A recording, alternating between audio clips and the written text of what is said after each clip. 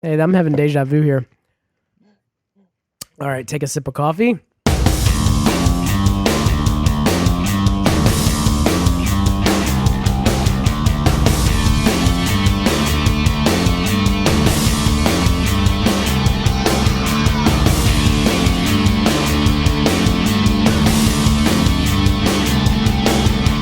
Give Chris an Oreo cookie, and he goes, this is an Oreo cookie. I love Oreo cookies.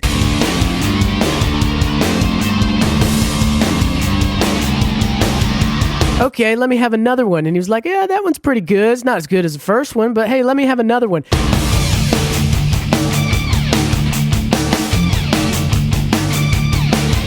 Guys, I want to make a note that there is no such thing as too many Oreo cookies.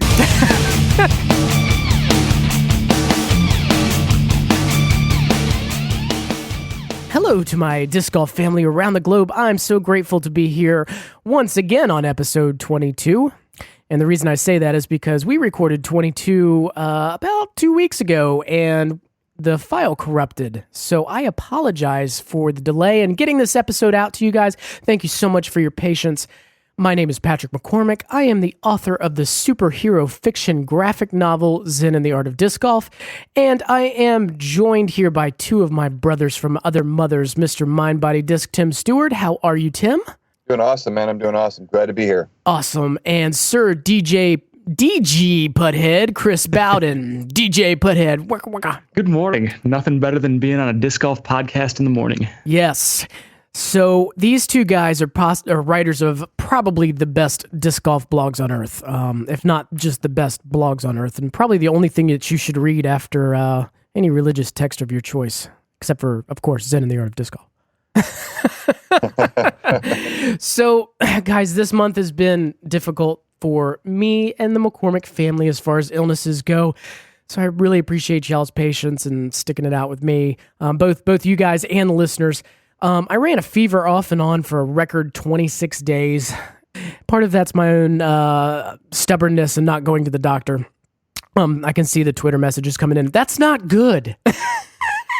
You probably should not run a fever for 26 days. Well, it's just like running a marathon, except a day instead of a mile. Oh, my God. That's pretty impressive. So my son actually had pneumonia and double ear infections. So wow. It's been a trying month. Basically, we can just toss this month out to sickness. My wife has an immune system of steel. So for the first part of the month, but she remained completely well, but as my son and I recovered, she then got sick with something completely different from anything that we've had and has passed it right back again to me. So you share too much, too generous. Exactly. So they say if you're going to do something, do it right. Oh, we've been doing it right for 30 days now. Or wrong, whichever way you want to look at it. So we've inflated this quarantine tent around the house, and we've been hunkering down. Is Matt Damon coming to visit you in a hazmat suit? Possibly. We'll have him on the next show. But on the good side, I've dropped at least 10 pounds now in the past 20 days, thanks to a Mr. Tim Ferriss and his 4-hour body protocol. I'm not sure if being sick help or hurt my numbers there, but I feel okay today. That my throat is a little sore, but hey, so I have a lozenge in my mouth. If you hear it kind of rotating back and forth to the sides of my mouth, I'm trying to edit it all out, but whatever. But hey, guys, today is best day ever, according to Home. And hey, before we started the podcast, I made some Home references via the text, and Chris, you picked right up on them, and I totally appreciate that. That's my son's favorite movie of all time. He's only 7 months, but I think we've watched it like 4 or 5 times a week now. It's a pretty good movie. So I assume your kids are into that movie. I think that's what he loves too. Like he doesn't really understand what's going on or anything, but the colors and just the big moving shapes on there, I think keep him and the music as well. I think he likes the music. He's like he's a Rihanna fan apparently.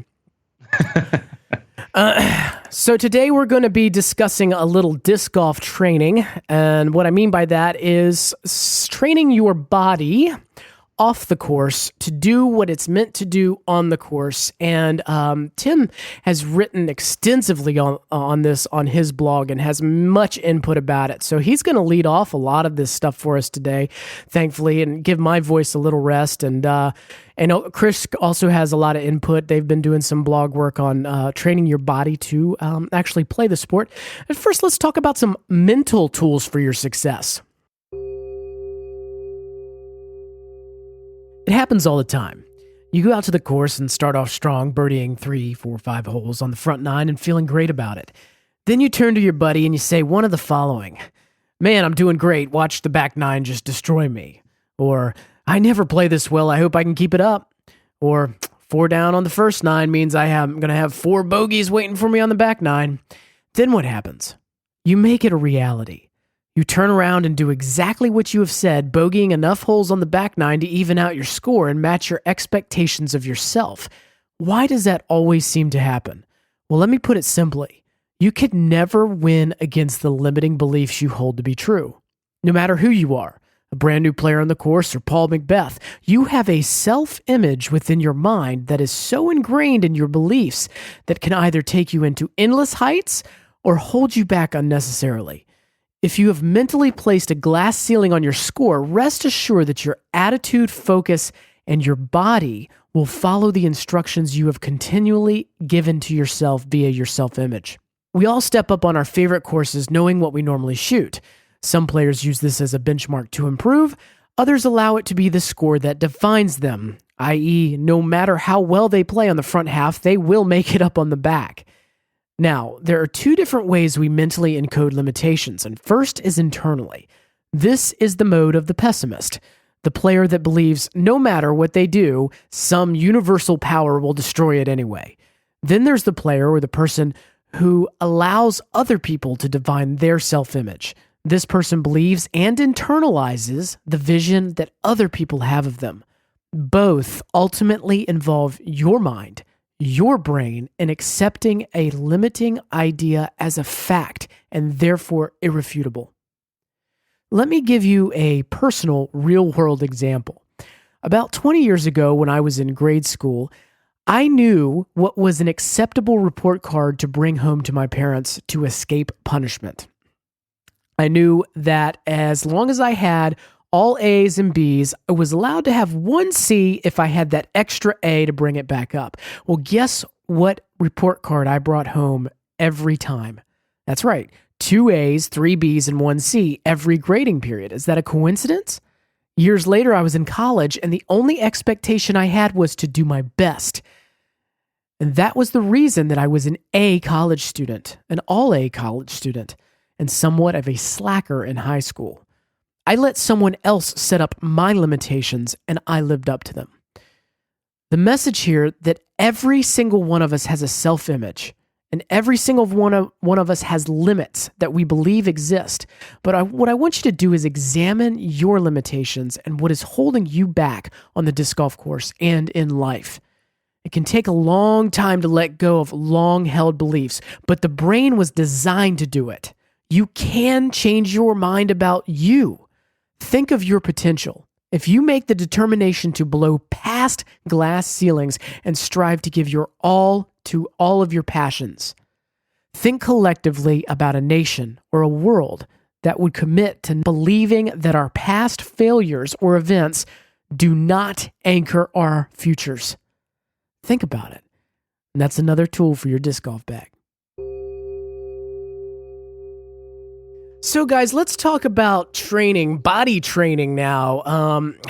We talk a lot about mind training. We talk a lot about practicing the actual physical sport of disc golf.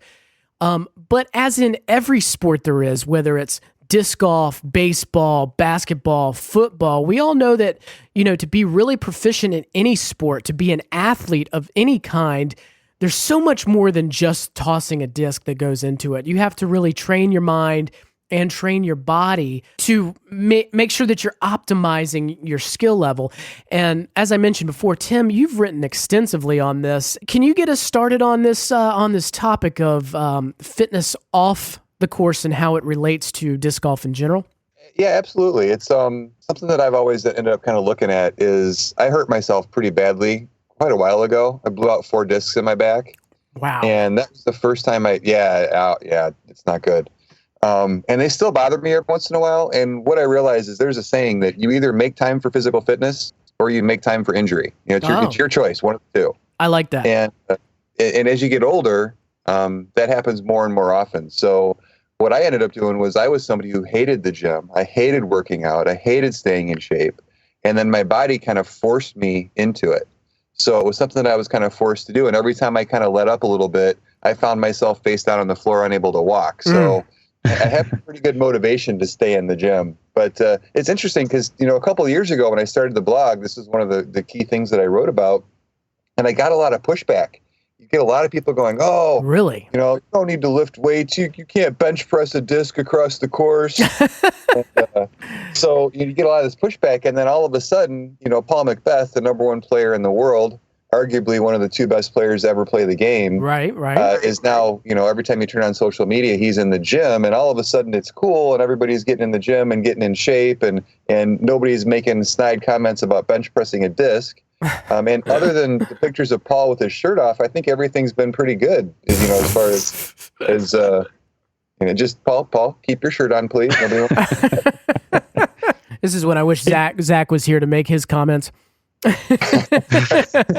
miss Zach.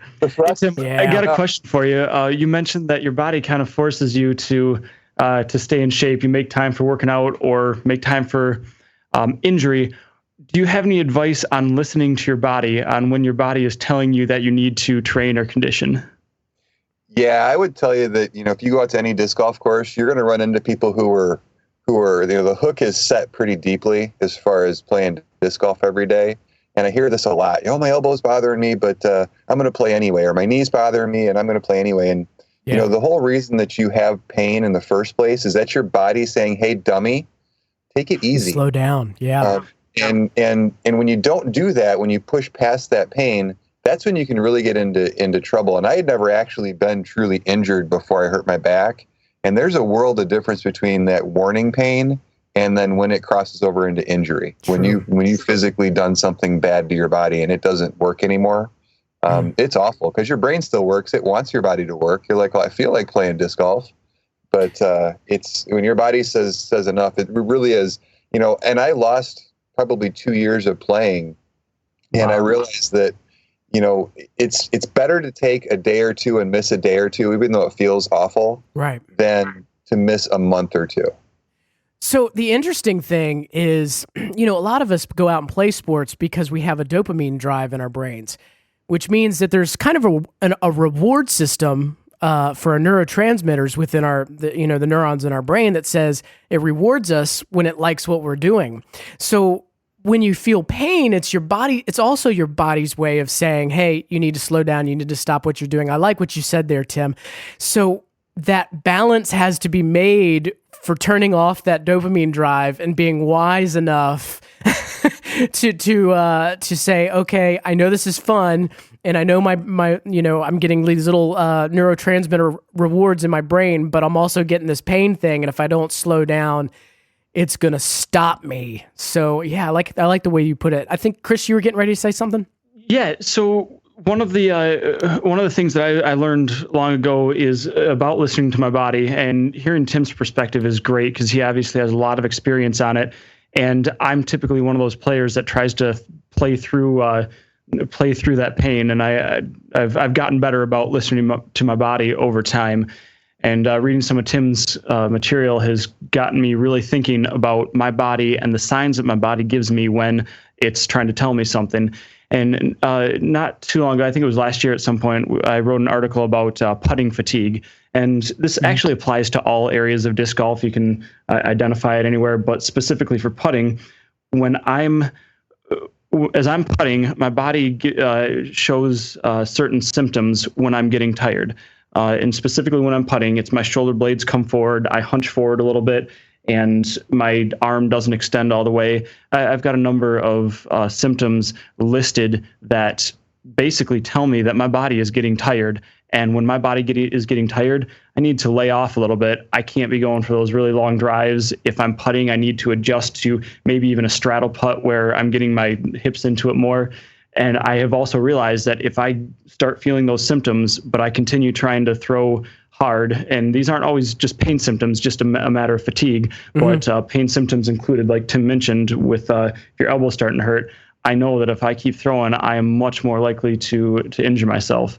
So having off-field fitness is really important, but one of the most important things for me is identifying when my body is telling me that I need to get out and train, and not to just throw through it if I'm not ready. And I think you guys have put it really well by saying fatigue can be one of the first signs of, hey, buddy, you're getting ready to injure yourself. Because when you get fatigued, your body kind of gets relaxed and you kind of get a little lackadaisical. And that's when you make motions that are not consistent with playing well and not injuring yourself. Yeah, so That's true. such a huge point. That's such a huge point. Yeah. And what you were saying just now, Chris, I typed down, that reminds me of the economic law of diminishing returns, your putting fatigue. And have you heard of that before? Yes, I have a degree in economics. I'm very familiar with it. Very nice. I do too. Very cool. Go ahead. Yeah, so the law of diminishing returns, let's talk about Oreo cookies real quick. So if I give Chris an Oreo cookie and he goes, this is an Oreo cookie, I love Oreo cookies. Once again, he gets that dopamine reward in his brain and he's like, okay, let me have another one. And he was like, yeah, that one's pretty good. It's not as good as the first one, but hey, let me have another one. So after 14 packages of cookies, he's now sick. And, so once there's a certain point of cookies where you start getting that diminishing return of that reward system in your brain. And so when you're putting, same thing. You have to kind of know, and maybe Tim, you could kind of get in on this. Is there maybe a time limit we should set? Should that time limit be different for different people, or is it just for people who are not used to paying attention to their body? You know what I mean? So maybe say, instead of saying, I'm going to go out and do 1,000 putts today, maybe say, hey, maybe it's more beneficial for me to putt for 20 minutes. Well, the first thing I would say is I want to make a note that there is no such thing as too many Oreo cookies. So I just want that on the record. So here's what we need to do. Next podcast, I will Amazon Prime you 14 packages of cookies. Challenge accepted. And you're going to eat cookies the entire podcast, and we'll find out at the end if the law of diminishing returns works. When I was in college, a regular nightly snack was an entire bag of Oreo cookies and a half a gallon of milk. Nice. Wow. Well, ours was just eating raw cookie dough. So, it took me a long time to figure out that, if you eat a whole roll of cookie dough, you've basically eaten an entire batch of cookies. And we did that like every Friday night. So, hey. But that was back when nobody... You guys know, whenever we start talking about diminishing returns, I get hungry for lobster because my economics instructor gave me that same lesson about Oreos, but with lobster dinners. Every time, all I can think about now is lobster. So if you wouldn't mind sending me some lobster when you send me Oreos, I'd appreciate it. But it's so true. The law of diminishing returns works in just about everything you can think of in life. And that's one of the reasons we get addicted to something, because we get, once again, that the dopamine reward system. And, after a while, you continue to take the action and get that reward, but the action is not doing it anymore. And so that's why one of the many reasons that we get addicted to things, because we're constantly chasing that high. And that's good if the high that you're tasting, or that you're tasting, it's good if the high that you're chasing is something that keeps you physically fit, or that keeps you healthy. But once again, like disc golf keeps you amazing. It can keep you amazingly physically fit. But if you don't listen to your body and you don't feel that fatigue and notice it, and notice the pain in the beginning, as Tim said so eloquently, if you don't make time for fitness, you make time for injury. I love that. I'm gonna write that down. Something else too that I'm thinking about is what people don't think about is they want to go spend all their time on the disc golf course. If they actually carved out a little bit of time every day for gym time or or some type of physical fitness, whether it's yoga or stretching or lifting weights or something like that, by doing that conditioning, you get to play more disc golf. Right. You don't get tired as quickly. You don't get fatigued as quickly. Right. You're not going to build up your endurance by always playing disc golf near as fast as you would build it up by doing something else. Right, exactly. Let's talk about some of that conditioning, the different modes of conditioning. You mentioned yoga, so we have like a stretching. Let's talk about some of the different categories and how you feel that they've helped your game and kept you from getting re-injured. Oh, sure. The one that comes up right away that I think a lot of people don't think about is, let's say that you're sitting listening to this podcast and you're like, I don't care. I'm not going to the gym. I'm not going to do this stuff. And let's just keep it real. There's a lot of people out there who are like that. Yeah. I think at minimum, you need to realize that disc golf is a very one-sided activity, right? Meaning that it's a very specific movement. And at the very minimum, I'd love to see people go out to a regular, like a ball golf driving range and hit a bucket of balls once a week, because that's the exact opposite motion.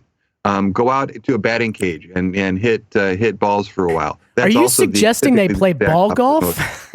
I am suggesting ball golf. That's a sin. I'm just kidding. Oh, Go ahead, man. But something like I said, where it's batting cage, or whether it's something to even out your body, because otherwise what happens is you end up you get these muscle imbalances, and those are really bad for you over a long period of time. So even if you never hit the gym, find another activity that you like that's the opposite motion of disc golf. Sure. And do that once in a while. And that in and of itself can prevent a lot of trouble and injuries. I love it. Chris, you wrote a recent blog about yoga.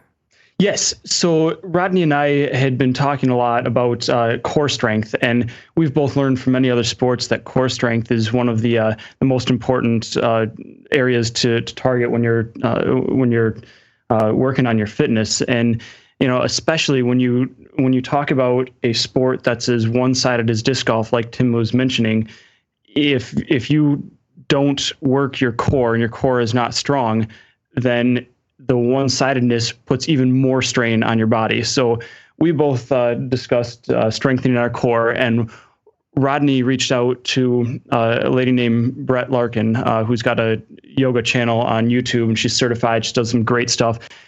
Rodney interviewed her, and he went through her program, and she gave us a couple of specific exercises that are great for disc golf. And he had been doing yoga for a lot of the off season, and that really, really helped his core. I tried it a little bit. Awesome.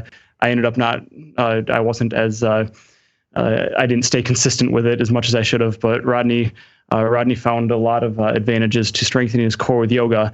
I ended up doing a routine that worked my lower back a lot, because that was one of the problems where I was having trouble. One, with the muscular imbalance, and two, just because I lift a lot of weights and sometimes I don't think about my core and lower back. And since I've been working my lower back, while I might not have been focusing on my upper body strength as much, it's helped not only my distance, but it's helped the consistency of my short game, and I feel a whole lot better in general. Absolutely. I'm reminded by, I can't remember if it was a movie or a TV show, but the joke was the main character was saying he's been working on his core, his bicep core, his leg core. So, Chris, define core for those people out there who've been working their bicep cores. So bicep is not your core. If you're working your bicep core, you might be doing something wrong. Biceps are great, but they're not as important as the core is typically your abs, your lower back, your obliques down there, because that's what stabilizes your body. Right. And if you're unstable, then you end up not only putting stress in weird positions, but you also start using stabilizer muscles that that your body isn't used to using, because your core isn't as strong. And when you put stress on muscles that you're not used to using and you're out of position, off balance, that increases the frequency of injury. And you brought up something that's very important that most people don't understand, is that core is not only about, having, ripped abs and things like that. It's about protecting your back. And the back injury, is probably one of the highest injuries in athletics, as well as it is the highest injury in firefighting, which is my occupation. And so we do a lot of core work, a lot of planks, a lot of things like that, and leg lifts, bicycles. We do a lot of stuff like that just as a protective mode for our backs. So, Tim, what else? We've got core work. We've got. Well, I want to make a quick suggestion for people because again, the most effective fitness is the fitness that people will actually do. And yoga is another one of those ones where again, there's a good portion of our audience sitting out there going, "Yeah, that's great. I'm not going to go to yoga." So, and it's great if you can do it, but I would tell you for those of you who feel that way. And I understand because yoga is not just strengthening your core. It's these incredibly painful poses that people make you stay in for way too long. And somewhere in the middle of that, You're not a good marketer this for is dumb, yoga. I'm done.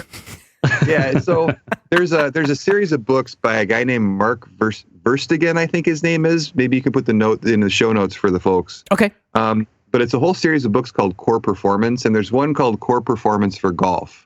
Okay. And it is for that other sport you don't like, that stick golf thing we were talking about.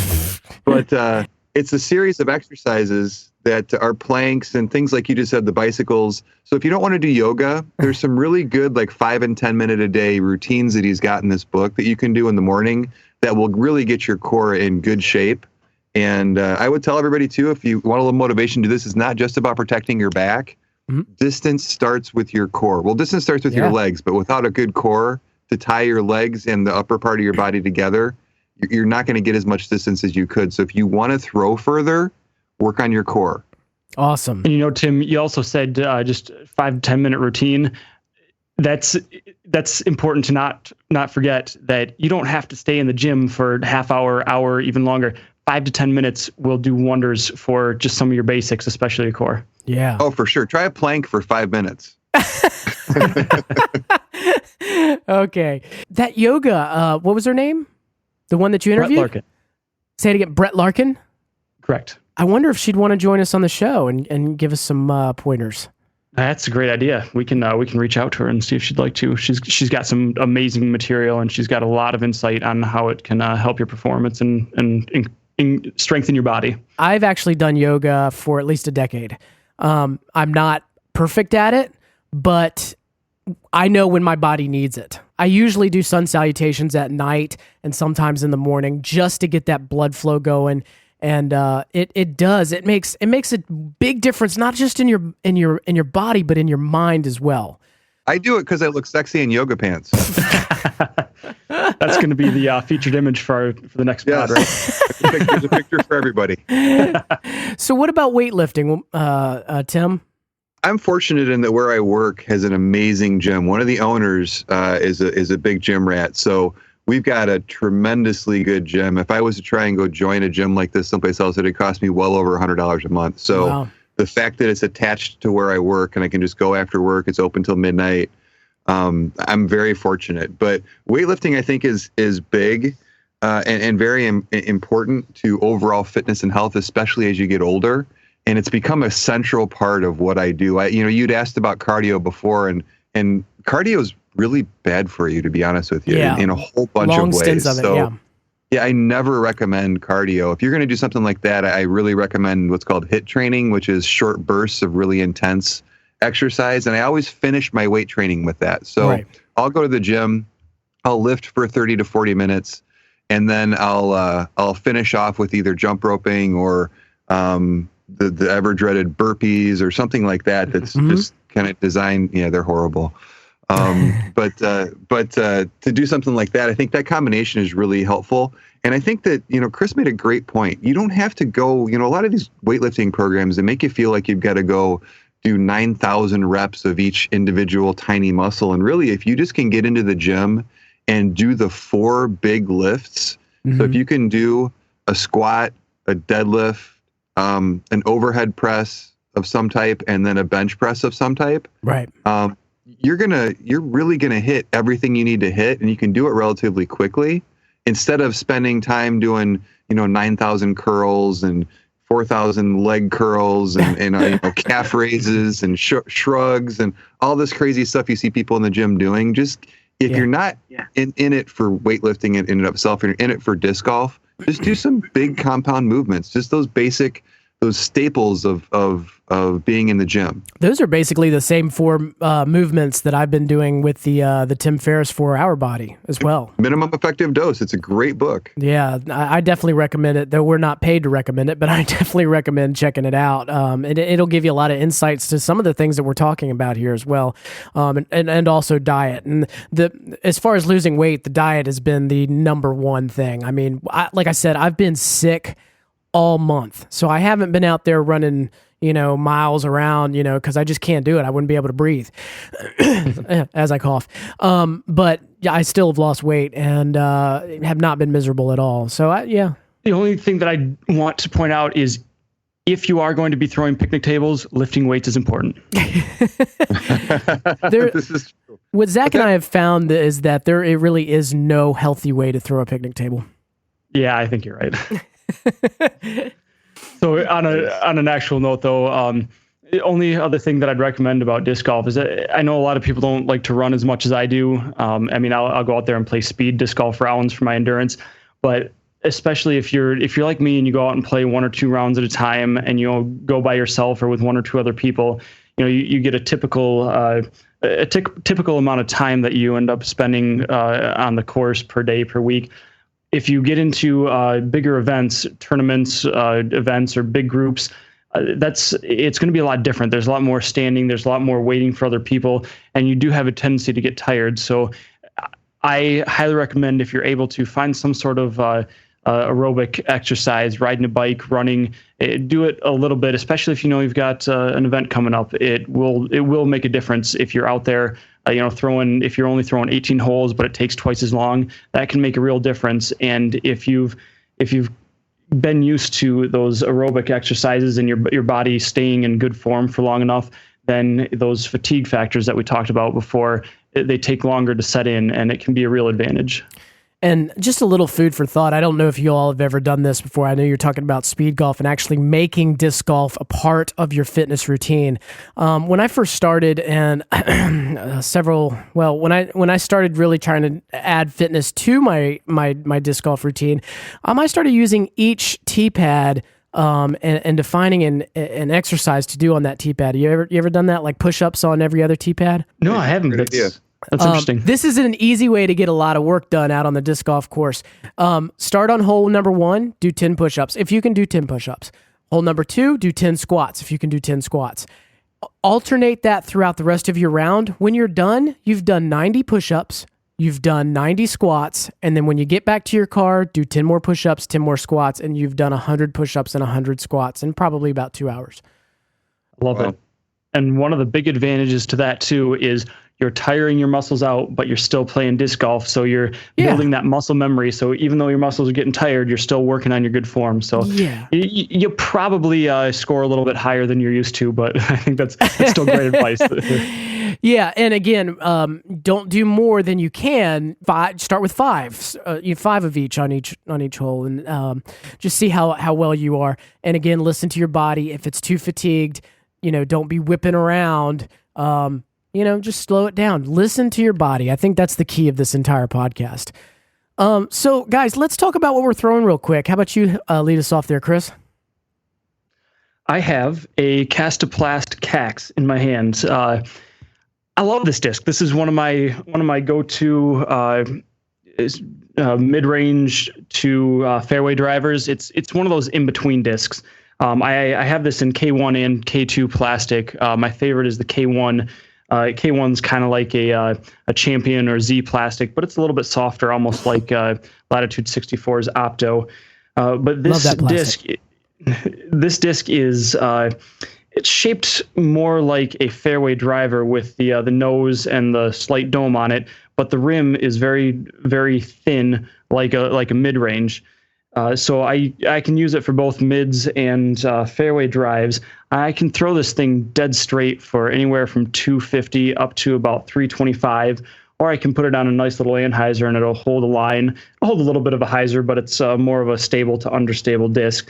But the big advantage to the CAX is how it handles the wind. It handles the wind better than any mid-range that I have. It actually handles the wind better than most of my fairway drivers even. So I can get a decently strong headwind, and I can still throw this pretty straight, and the wind doesn't affect it very much. And it's also extremely comfortable for my small hands because of the thin rim. So I know these are a little bit more harder to come by because they're imported from Sweden, but if you're looking for a reliable disc that's in between mids and fairways, I'd highly recommend you checking out a CAX. And checked out the notes in the blog. I'll put a link to Infinite Discs. I believe they have the CAX, and it's easy to get through them. They do, and this is actually where I got this one from. Awesome. How about you, Tim? I am throwing a Latitude 64 Compass, and it's a brand new mid-range out by Latitude 64. It was actually Ricky Wysocki. He switched over to Lat 64 last year, and one of the cool things that company does is they have some of their premier players actually have some impact. You know, instead of just saying, hey, what disc do you want your name on? They actually let them help kind of give them input on what the disc should fly like, what they want, what they think is missing in their line. Cool. And this is Ricky Wysocki's first contribution to that effort. And he wanted a mid-range that was very versatile. And it just so happens that the mid-range, you know, if you look at my mid-range lineup, it's very schizophrenic. It's all over the place, constantly changing. It's the one slot in my bag that I've never really found something that I absolutely love. The rest of my bag is pretty set. The discs that I have there are things that I really love and really enjoy throwing. And the mid-range slot is something that is just constant flux for me. I haven't ever found anything I really love. So this is my most recent attempt to find something that I really love. And being that I only carry about 7 or 8 discs with me these days, I need something that's very versatile. So wanted to try out this Compass. And it's definitely very versatile. I don't know that it's going to become my go-to mid-range yet. I've only been throwing it for about a week. Mm-hmm. But I would tell you that it's like the common boilerplate that you hear when people advertise discs is, it'll hold any line you put on it. If I had $1 for every disc that was advertised as holding any line you put on it, I could buy a lot more discs. But it's very rarely true. That's something that cannot be proven, by the way. It'll hold any line you put on it. What does that even mean? Right. Just observation. Sorry. Go ahead. And draw lines on it with a Sharpie, I think, is what most people mean. But this one, it really did. If you put it on an Anheuser line, it will hold the Anheuser line pretty well. If you put it on a hyzer, it'll actually hold the hyzer and not flip up. If you throw it flat and a little bit nose down, it'll go and finish straight. So I need to work with it a little bit more to see just how versatile it is. And it's not the best into a headwind, which is kind of the trade-off that you pay for something that is versatile. It's not going to be overstable on you, but it's got a good amount of glide.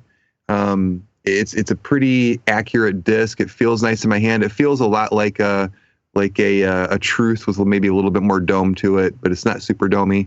But it's been a good disc. If you're looking for kind of a versatile mid that'll do a bunch of stuff if you don't carry a ton of discs, this might be one to try.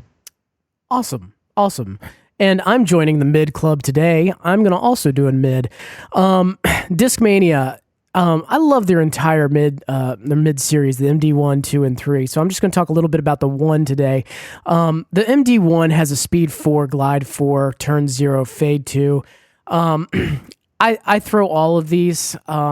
They all pretty much do the same thing for me. They hold any line I put on them. So, but I like this disc for the same reason we often talk about a lot of the discs that we like. They just feel right to us, and I think that's the biggest thing as far as discs go. I've always been a Buzz fan and always been a Claymore fan, but ever since the MD series has come out and come into my hands, it's stayed in my bag. So, hey, Tim, you had something to talk about today that you forgot to talk about last podcast. Yes. So I'm actually pretty excited about this. So if you pay attention to disc golf in social media, you've been kind of inundated by this lately, but it's the St. Jude charity event that's coming up. And this is the second year that disc golf and St. Jude have partnered up to have a fundraising event And I think it's a really neat thing. If you're not familiar with it, basically there's a big tournament on a ball golf course. I think it's called Bayonet out in California. I believe it's in the Bay Area out in California. And we partnered with St. Jude. I believe they raised $200,000 or $300,000, a little over $200,000 last year. That's awesome. And it's really great because I'll tell you what, when you start seeing events like this, it really starts to legitimize the sport that we're in. It's St. Jude, an organization like St. Jude doesn't partner up with three hippies running around in the woods. Right, It provides a level of professionalism that really hasn't been brought in. And it also provides something really important, which it provides a way for us to give back. And I know that disc golfers, we're all very generous, and there's tons of ice bowls every year where we raise food and gather food for food pantries and things like that. But, this is something that you can do that for the cost of a disc or for the cost of a couple of discs that you're not going to miss anyway. Think about it. It's going to end up in the garage not being used anyway.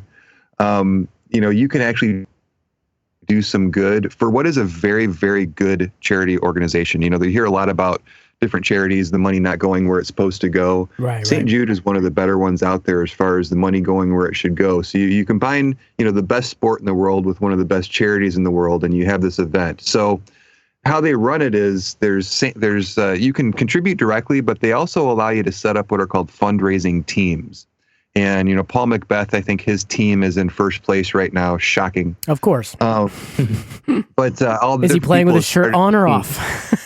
I don't know. I think maybe if he put it back on, he might raise more, but that's just me. I promise that if you help us out, I won't take my shirt off. That should be motivation as well. But the yoga pants. Nor will I post pictures of myself in yoga pants.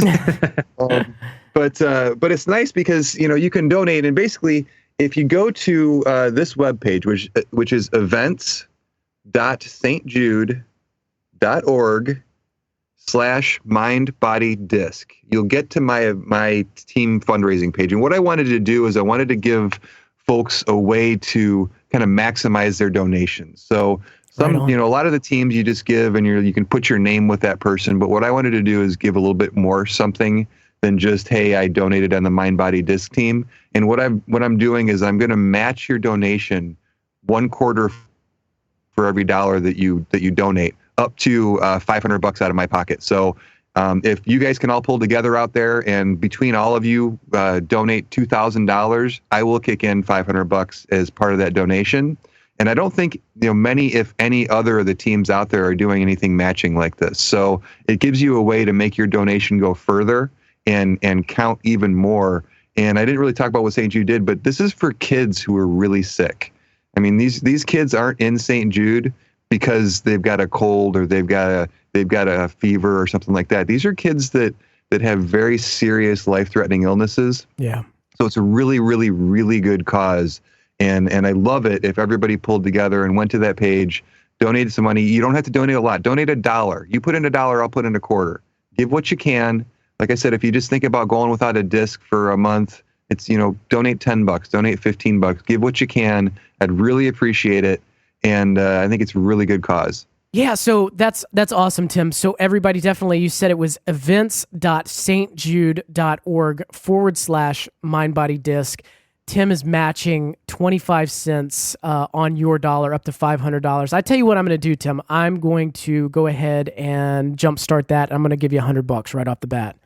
Man, that's awesome. That's awesome. Thank you, man. That's really great. Very awesome. That's super cool. Definitely my pleasure. So let's give some stuff away, guys.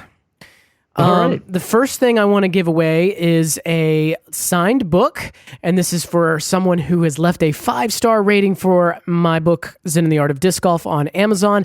Today, a signed book is going to go to Tony S., and the topic of his review was excellent read for anyone looking to try to possibly calm ... It only gives you enough characters, I guess. So here's what its review says. He bought the paperback. Excellent read for anyone looking to try to possibly calm their mental game down some, or even if you're already at the chill mental game. A lot of what is said in this book does not apply towards just disc golf, but also applies to just about anything you wish to do. There are a lot of things in life that it all comes down to how you approach it mentally. Some things are easier than others, and this book will help you learn better ways to approach it. I not only bought this book for my wife and I at Christmas time, but I also bought a copy for our good friends that did have some anger issues on the course. Since giving it to them as a gift, I have seen their game improve and their overall attitudes when not everything is going to plan. It is a short read, and if you read it, and you can read it in one sitting, but it is best enjoyed one chapter at a time with breaks to contemplate what you have read and really take it in. So, Tony S., if you shoot me an email at zendiscgolf@gmail.com, I'll be happy to sign a book and get it in the mail to you.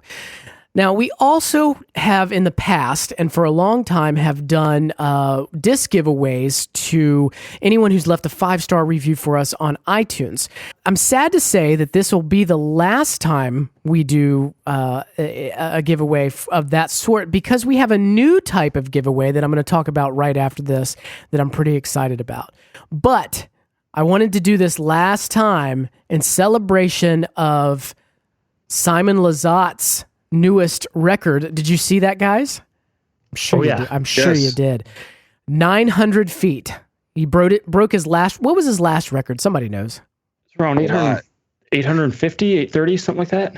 Yeah, he threw. I believe it was a Blizzard Boss, I think. Boss. He threw a Blizzard Boss over 900 feet. I think it was like 903 903. feet. Yeah. Yeah, he used the same Blizzard Boss that he used when he broke the record last year. Wow. And I saw the Instagram video of that. It looked like the wind was just nailing him in the back. So heavy backwind. So I have this beautiful black, I think it's a S-Line DD2. Yes, it's an S-Line DD2 Frenzy Discmania, and this has the Flying Circus, Discmania Flying Circus stamp on it. I'm going to send that to Tuck Force 1, who left us a 5-star review on iTunes. And Tuck Force 1 says, I'm generally not one for leaving reviews, but this show immediately climbed to sit at the top of my favorite podcast after listening for the first time.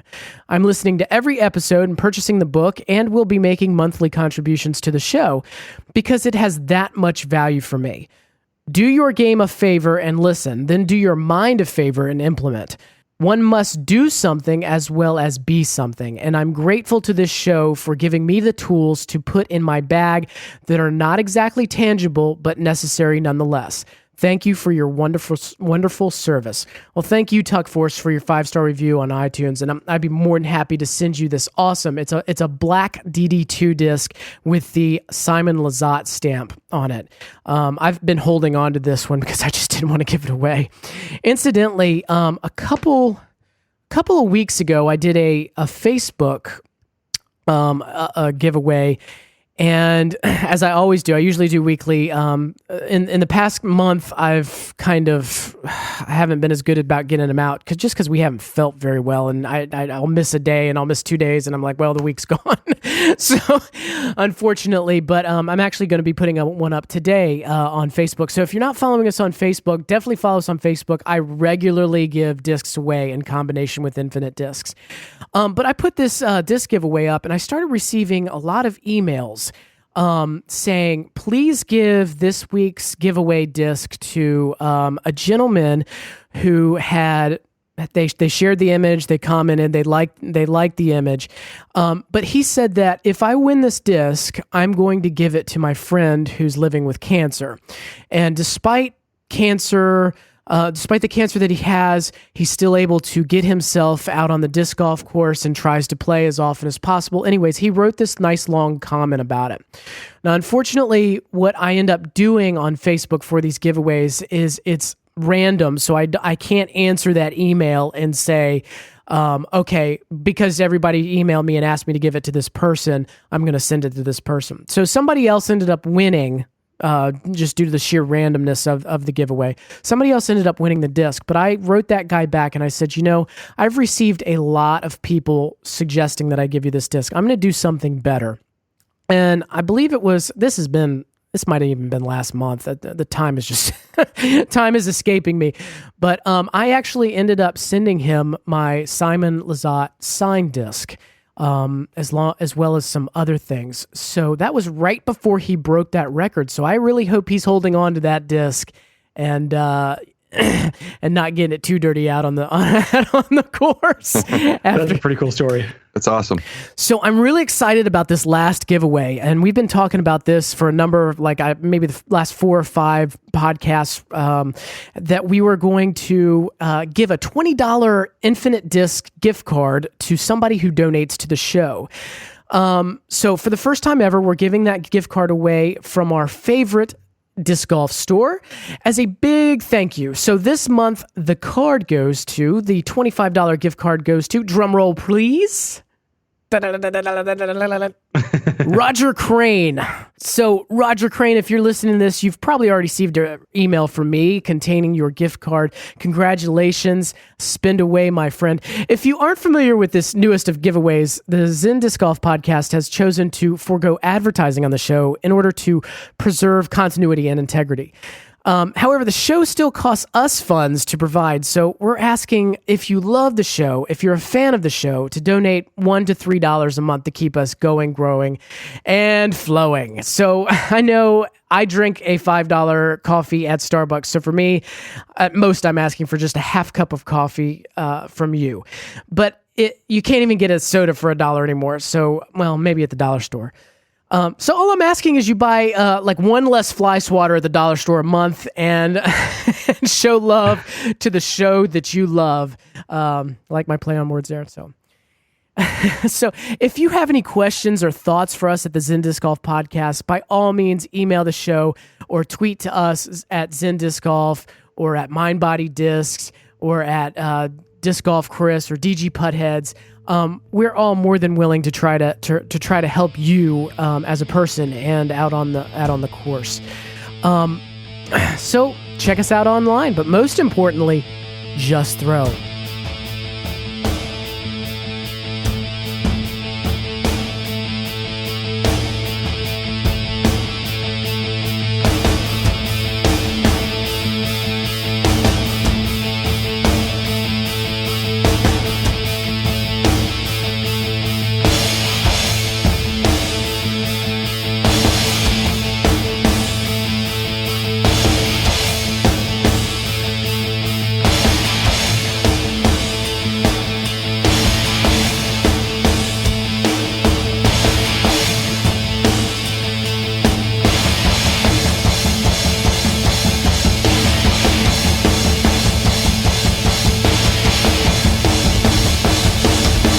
Is the rain gone? Let me scream. Ah! For the most part, yeah. That'll be an outtake.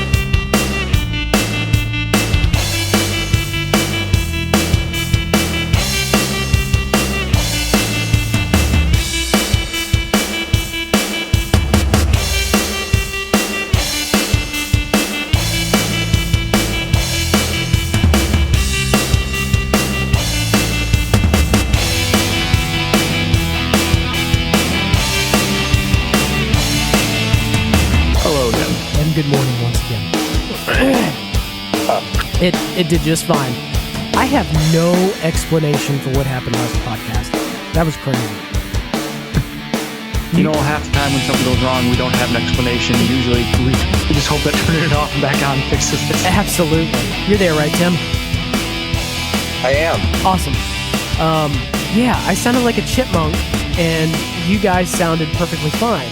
And I was like, okay, well, I'll mathematically figure this out. If I double speed myself and keep y'all at the same speed, keep me at the same pitch, it'll work. Then what happened is the podcast was powered. Now my side